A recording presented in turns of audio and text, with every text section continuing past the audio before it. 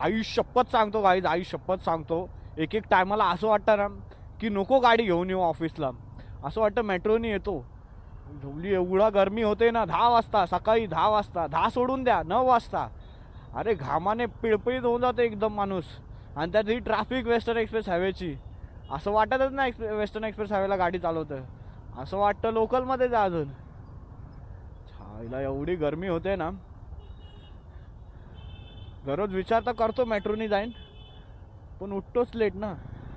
उठलो लेट की आंघोळ लेट, आंघोळ लेट की निघायला लेट, निघालो लेट की शूज घालायला पण टाइम लागतो मला तर, मग सगळ्यात लेट.